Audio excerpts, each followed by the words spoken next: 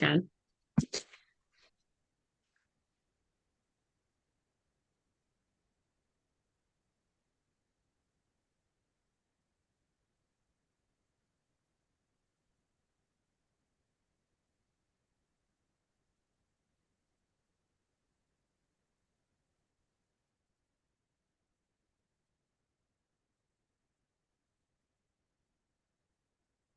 Okay, good evening, everybody, and good evening, good afternoon, good morning, depending on where you're joining us from. Welcome back to another episode of the 3MTT webinars. Always an exciting time where we have world-class individuals, professionals who, come to speak to us about various fields in technology, about different things that we ought to know as, technical talents, right? And today promises to be just as exciting as we have a very top professional in our midst. We have Jadi Sola here with us, who will be walking us through a very exciting topic. Today, we're going to be looking at the overview of emerging technologies and their impacts. What are emerging technologies? What are these technologies we're talking about? What is their impact on us as individuals or on the country or just in general? That is what we're going to be looking at today. And I'd like you to um, you know, drop in the chat section, where you're joining us from, what community you're from, if you're from, the Lagos, Port Harcourt, Akwa Ibom, wherever it is you're joining us from, just drop your name. For example, Joy joining from, River State. Do that in the comments. I will be um, looking out for all our audience joining us live today. And without further ado, I'm just going to introduce our speaker for today. So we have Jade Sola, who is an experienced product manager with a strong product, account, and people management background, and with a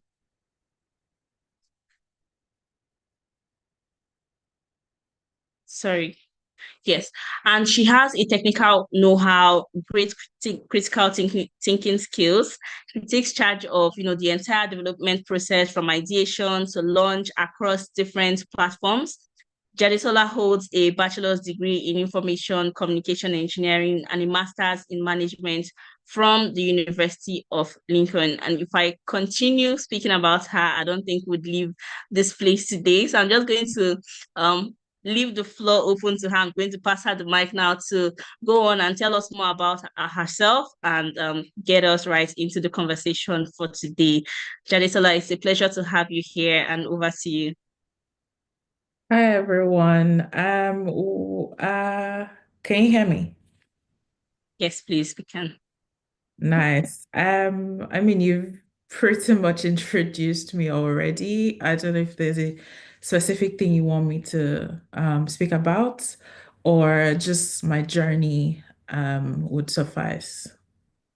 Yes, yes. Feel free to tell us a bit more about, how you got into tech, how you got where you are, a little bit of nuggets about you, and before we Ah, get right into the conversation for today. nice. Okay, so like you mentioned, I have an engineering degree. I graduated from Covenant University. My course is a bit longer. It's called Information Communication Engineering. It's a mouthful, I know, but it was under Department of Electrical Engineering. So I did that for 5 years in my undergraduate study. And once I finished from school, my first job out of school was at a marketing agency. I know that's a bit of a change from engineering to marketing, but at the time, my siblings were both working in agencies, and just seemed like the next thing for me to do. And I mean, at that time, I was very, very young, still trying to understand what worked best for me. But I'm very glad that I went into the agency life because that shaped my understanding of the things I wanted to do further down the line. I was at my agency for at the marketing agency for almost 4 years. And at the time where I transitioned, I just wanted something new, as I'm sure a lot of people will be able to um, align with or um, just understand the feeling, right? I wanted to do something different. And again, my siblings are the two people I typically lean on the most because they're older than me. They've gone ahead of me. They know what the journey is like. And I just ask them like, what is where I'm at now. This is how I'm feeling. I would like to, do something different. And for anyone that knows me within my family, I'm seen as the person that manages everything. If there is a family event that we need to do, I manage that process. And so management is something that's always come very easy to me, being able to guide people in what they should do. If there was something that we need to get done, I would rally everyone around and um basically get that done. So they're like, oh, there's this thing called product management. At the time, product management wasn't widely known as it is now. And that's because it wasn't as clear cut as engineering or chemical engineering or going to school to study law. At that time, there weren't a lot of courses specifically on product management. And so I had to basically figure it out by myself. But it was the first time I'd really, really heard about something called product management. And what I did was be very intentional about my learning. I took out time to take courses, to read up ev almost everything I could lay my hands on about product management. I took a course with Udacity, and it was a very, very packed course. It was kind of like a nano degree, which is like a smaller version of a degree. And there was a capstone project that gave me that hands-on experience I needed to actually build a product. Once I was done with that, went back to the job market and tried to get an internship. Landed my first internship at Africa. It was a 2-month internship, and the rest is history, pretty much. I've been doing this for about 5 years now, which is very, very great. Yeah, that is so interesting to hear, learning about your journey because everyone has like unique journeys and path that they took to get to where they are today. And considering, how far along you are in your field, it just goes to see how much, level of work you've put in to get into where you are today. So to kick us right into the topic, I don't know if you can just give us like um get us started since we're looking at the overview of emerging technologies and their impacts. Maybe you could start off by letting us in on what exactly are these emerging technologies, and from there go would take things up into the impact, discussing the impacts and just how it affects us as individuals and communities. I actually created slides for this, but if you want me to just discuss it, would you like me to share Yeah, my okay. by all means, please. All right, I'll try to keep this as brief as possible. Let me just find, I think that would be this one. Yeah, can you see my screen?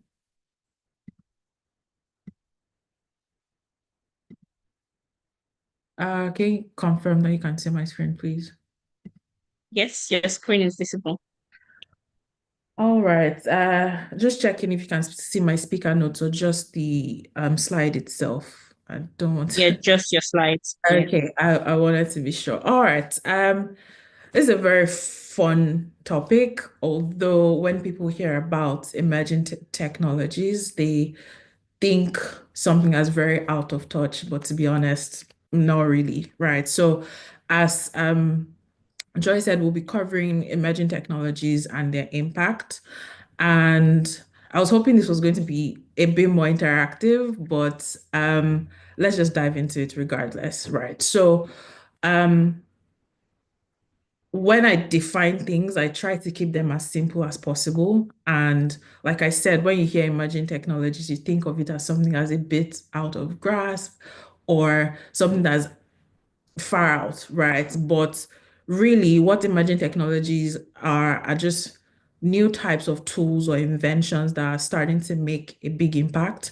They are ideas and breakthroughs that scientists and engineers are working on to make our lives easier. That's as easy as I would put it.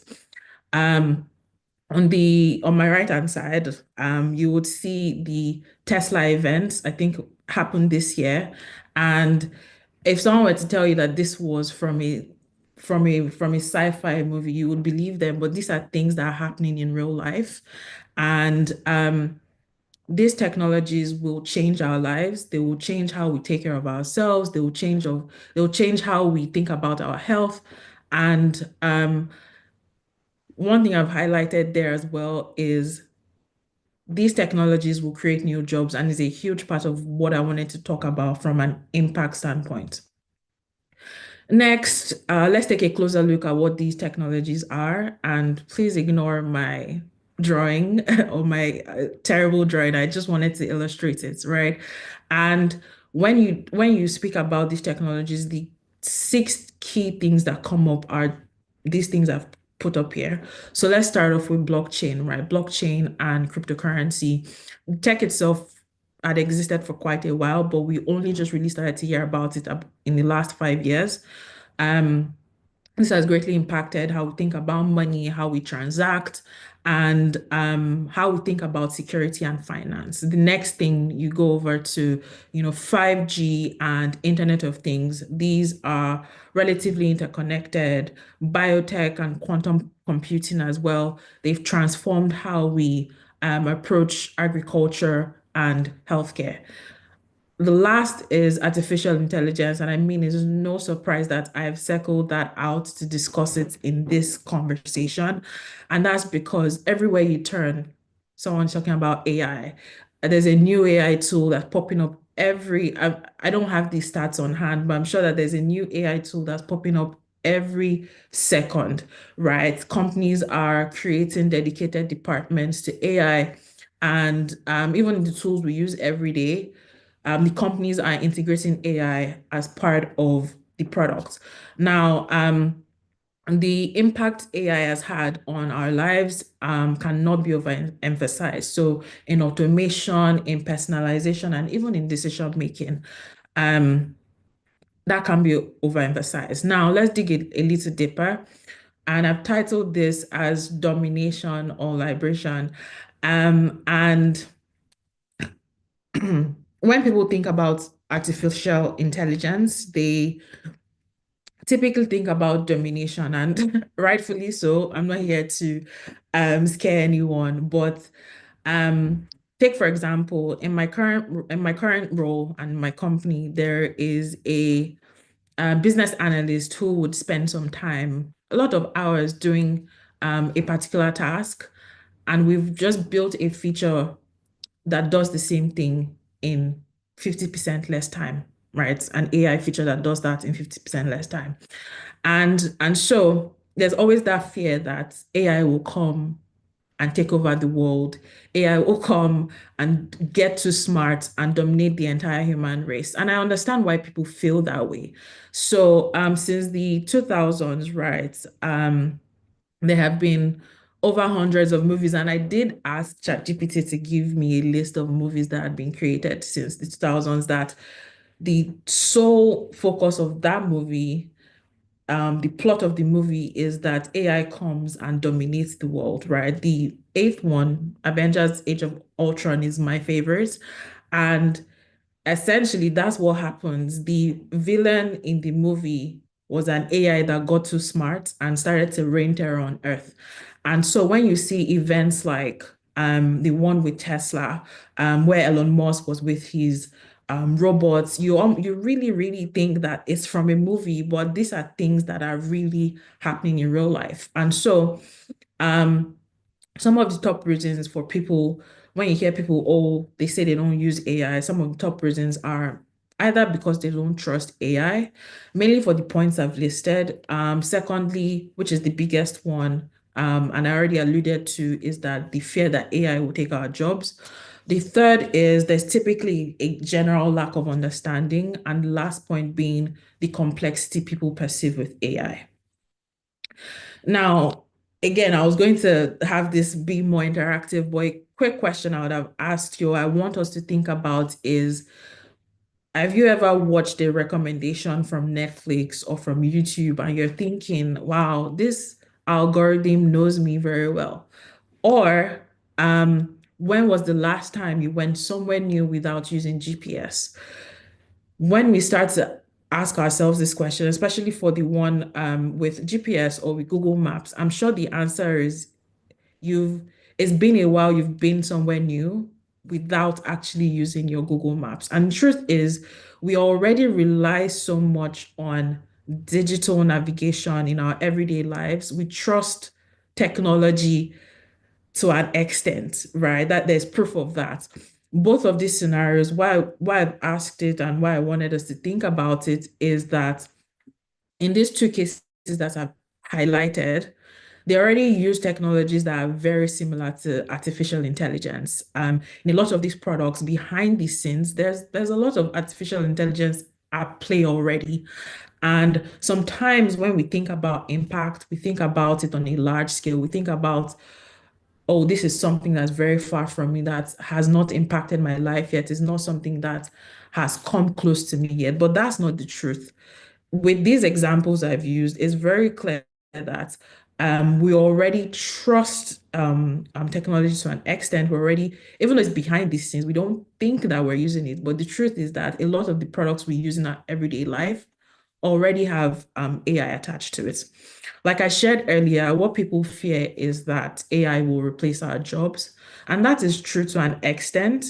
AI will replace repetitive tasks, but it will also create more jobs, and there is proof of that. Here I've attached like screenshots of just like roles I had seen that have something to do with AI.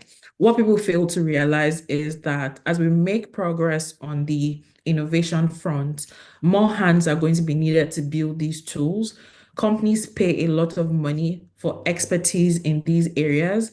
And these days, because every company has, or most companies, I'm going to say every companies, most companies now have an AI arm.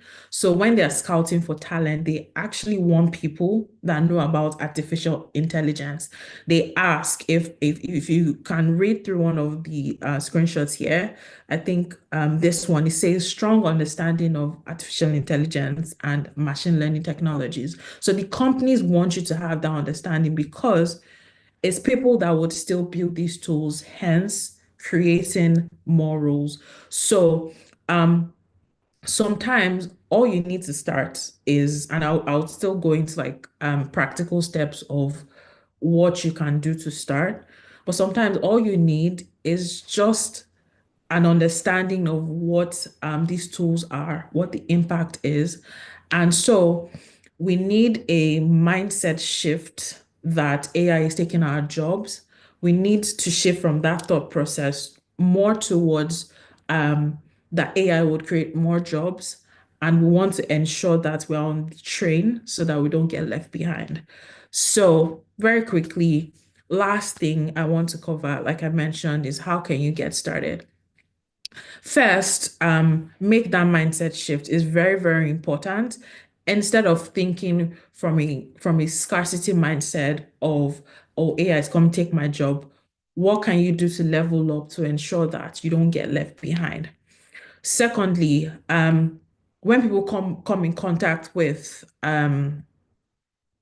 AI tools, or when people want to use AI tools, they think they have to go far. But the truth is that in the apps you use today, take for instance,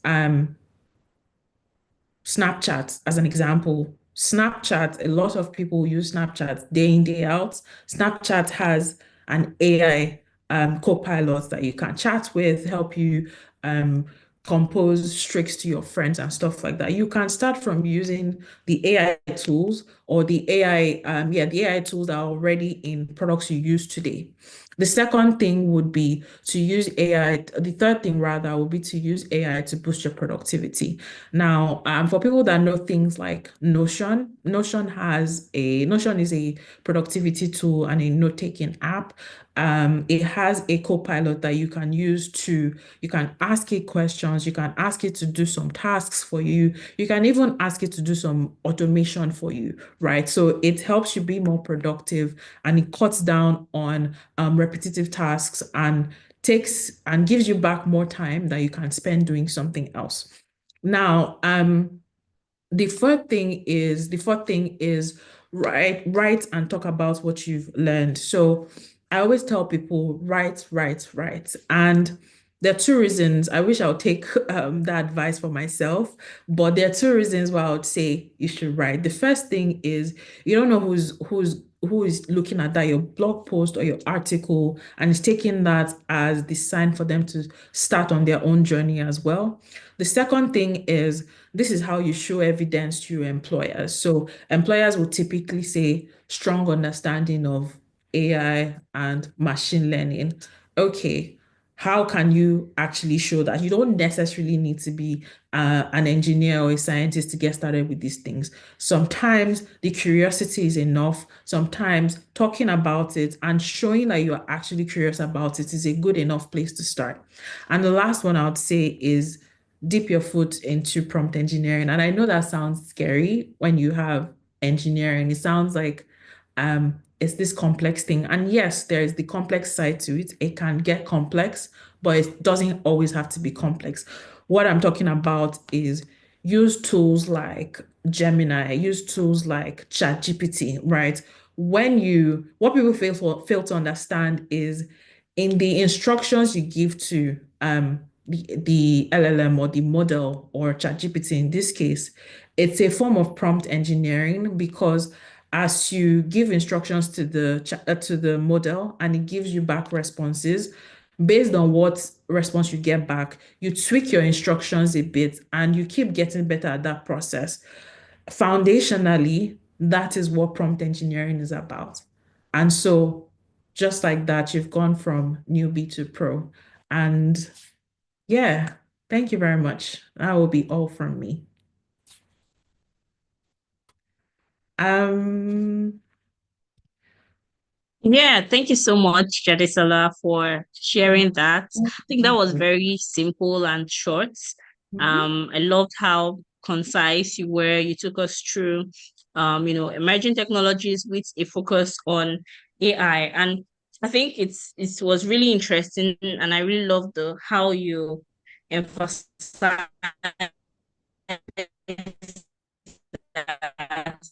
AI is not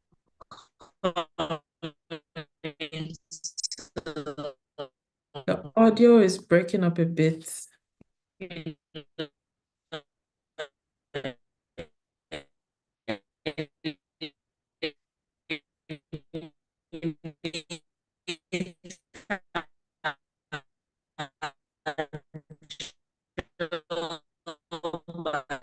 take over the world.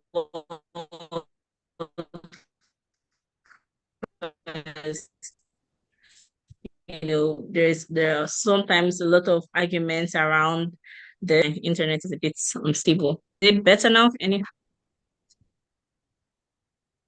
Hello? Yeah, can you hear me? Hi, Jadisula. Can you still hear me? Yes, I can hear you. Your video is frozen now, though.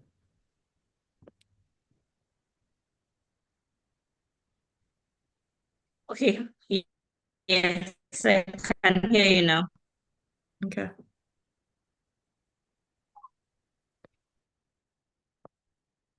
Oh.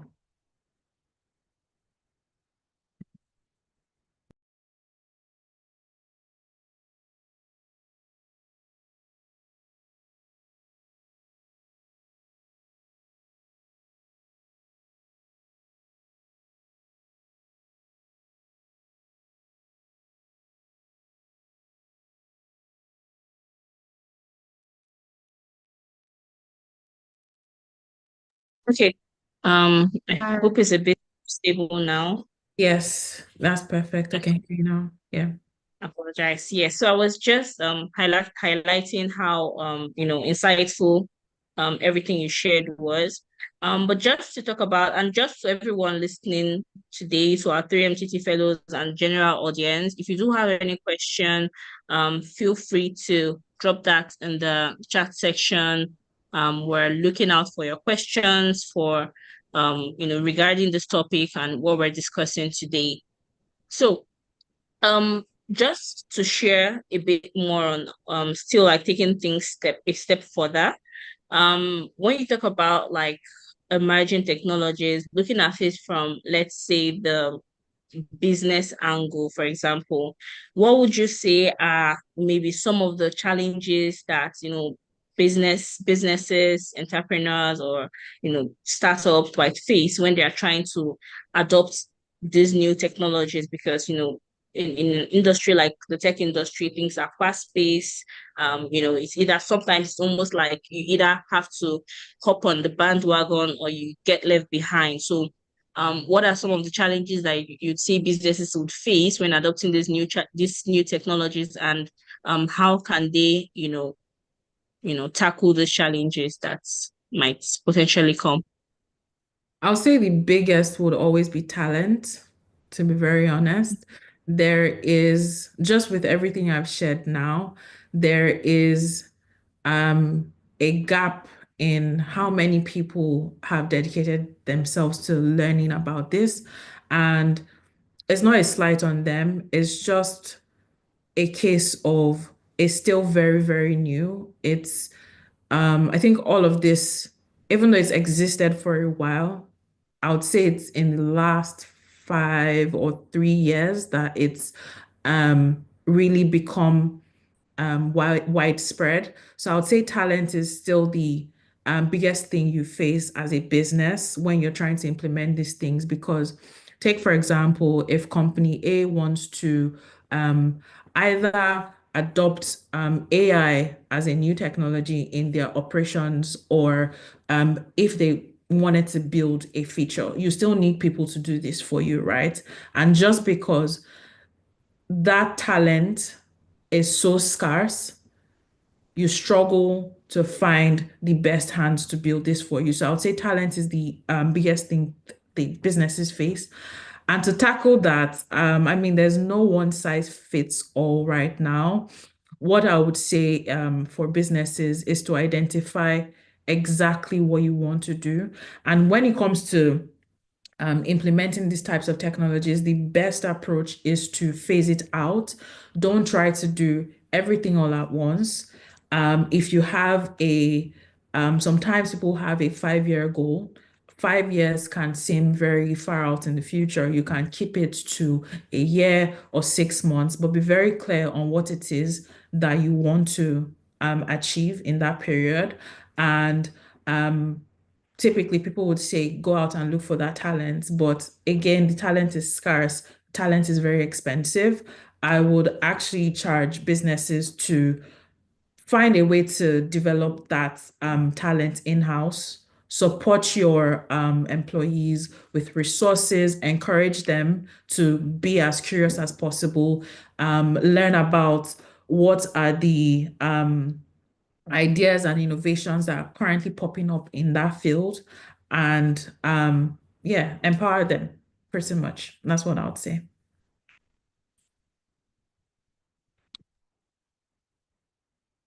Thank you. Thank you so much for sharing that. And excuse me, I 100% agree with you because I mean, a business, a company is almost nothing without their workforce. They really need to empower people that work for them. And we have here in the chat, let me just look through. I don't see any question, but it says Joseph BMDO from Benue says, I'm currently working on developing an AI students learning management system which will be available any moment from now. Well, big kudos to you, Joseph, and keep at it.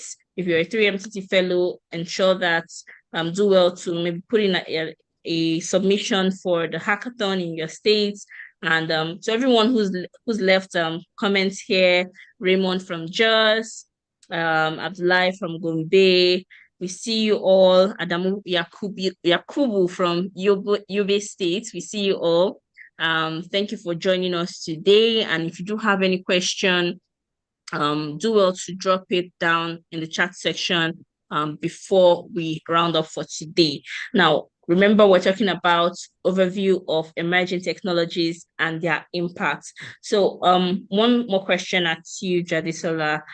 Now, to our young professionals who are listening today, who are thinking about this emerging technologies, AI, maybe even the blockchain technology, for example, right? All of these emerging new technologies today, and they are aspiring, looking forward to building a career in these various fields, becoming professionals in some of these emerging technologies. What are some of what's an advice that you give to someone like that? Okay. So I had to turn off my video. I'm having issues here, but can you still hear me? Yes, I can. All right. So if I understand the question correctly, someone that wants to start a career in each of these paths, what advice do I have for them? Okay. Yes, Um, that's correct. okay, perfect. So what I would say is typically when people come to me for advice for starting a career, there's always one conundrum, right? Let's say they are looking for a job as an example. If you go on LinkedIn or you search for jobs anywhere, they would ask you for experience. And I'm posing this as, let's say I was talking to a fresh graduate that doesn't have any experience, right? When you're looking for jobs, they'll say they want experience. But the problem is for you to get experience, you need to get a job. So it's like the chicken and egg situation, right? But there's a solution to that. So the advice I would say is, or the advice I would give is find people like you. And if you're already a 3MTT fellow, I would say you're in the right place. Find people like you that also want the same things. And it's important because minus the networking effect you get or the community effect you get, because these people want the same things, you can band together and create something out of nothing. Because as let's say I was an employer and I had two interviewees sat in front of me. They're both graduates. They both finished from the same school, same degree, same everything, right? But let's say one person has gone out, found friends or like-minded people, maybe a front-end developer, a back-end developer, a product engineer, a designer, get them together and say, oh, I have this idea. Let's build this thing real quick, right? So one graduate has gone out, built a product with their friends, and they've maybe written about it on Medium as an example. And then there's another graduate that said, oh, yeah, I'm just a graduate. This is my first job. I don't really have anything to show for it. I'm just a graduate. They are both graduates, but one person has applied themselves, and irrespective of what their situation is, they've still found a way to build something. That's a very, very good place to start and shows that you can take initiative to do something. So that would be my advice. If you want to start a career in any of these industries, find like-minded people like you. And how do you do that? I mean, it's very easy to find people these days. There are Slack communities, Twitter is there, there are WhatsApp groups, a lot of places where you can find those people. You have an idea, bring something to life, and talk about it. That is the most important thing.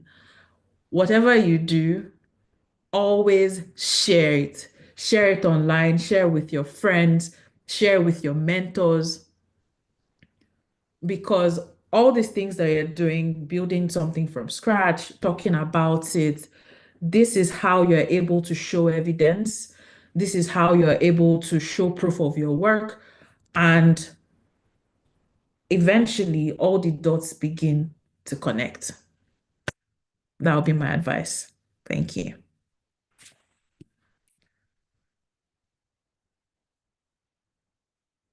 You're muted, Joy. Oops, thank you for that nudge. Um, Thank you for sharing that. That was a wholesome advice. Everything you said was spot on. Thank you for sharing that.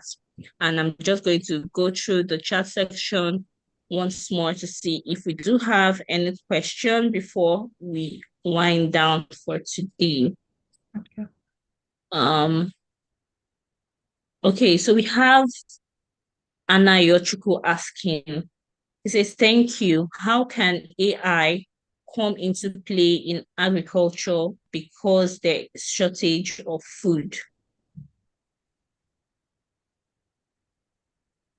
That is an interesting question. Um, I would say I'll take it from an automation standpoint. Um, Food shortage is a problem in its own when we are actually in our context of Nigeria. There are a lot of things that contribute to shortage that AI cannot possibly solve for us. Let's be for real. Um, so I would take it from an automation standpoint. Um, and as a country, unfortunately, I'm not sure that we're there yet because, again, there are a lot of things that we need to figure out, like our basic needs, shelter, food, water, right? But in developed countries, I would say that the way they've used AI would be from an automation standpoint instead of um, having, let's say, farmers do certain things. You can program machines using AI to carry out these tasks. Secondly, would be um, just from a data analysis standpoint, being able to forecast things like the soil density or temperature, how temperature will affect crops, or how the weather would affect crops, as an example. These are things that you and I can't necessarily project, but with artificial intelligence, for instance, you can take those data points and help farmers essentially. I think that's how I would go. Might not be the best answer you're looking for, but yeah, I think that's the way I would go. Yeah, thank you. Thank you so much for sharing that. We also have another one here, and this should be the last one, I hope. Okay. Um, Yunu Yunusa or Abdulaziz is asking, as a professional project manager, what is your favorite AI tool and why? I'm not going to lie to you guys, it's ChatGPT. Don't we all? Oh, it is ChatGPT. Yeah, ChatGPT is my best friend at this point. And I think I was making a joke with someone that I might close all my tabs on my laptop, but my ChatGPT stays. And the sole reason for this is it's helped with my productivity. There are a lot of tasks that typically I would have to sit down and spend a lot of hours, a lot of sometimes brain power, but not even brain power, just time trying to figure out what it is. expending energy on that. But all I need to do is just type in a prompt to ChatGPT and it comes back to me with an answer. I'll put it this way. In the past, before Google got into the AI race with Gemini, I used to say that I would never have thought that anyone would replace Google search. For a long time, since I started to use ChatGPT, the truth is I don't really go to Google search anymore. And the reason is that with Google search, you type in something, it would bring out search results very, very quickly, but you still have to go through those search results trying to find an answer. But with ChatGPT, you type in a prompt and it gives you just one answer, just what you're looking for, right? So it's very straightforward. It's very decent with its answers as well. But now Google has caught up. If you type in a search result, what you will get at the top is a Gemini response, and then you can go on to look at the search results if you want. So my favorite tool would be ChatGPT. And the second reason why I would say ChatGPT is because of the opportunities it has opened up for a lot of companies, truthfully. Notion, I don't know what they are using in behind the scenes for their AI copilots, but I'm very sure it's along the lines of one of these models, right? So yeah, I'll say ChatGPT is my answer.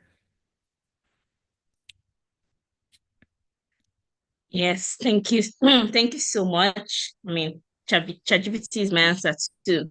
So, so yeah, it has really been a very helpful tool for, I believe as many of us that, use it and of course leverage other AI tools as well.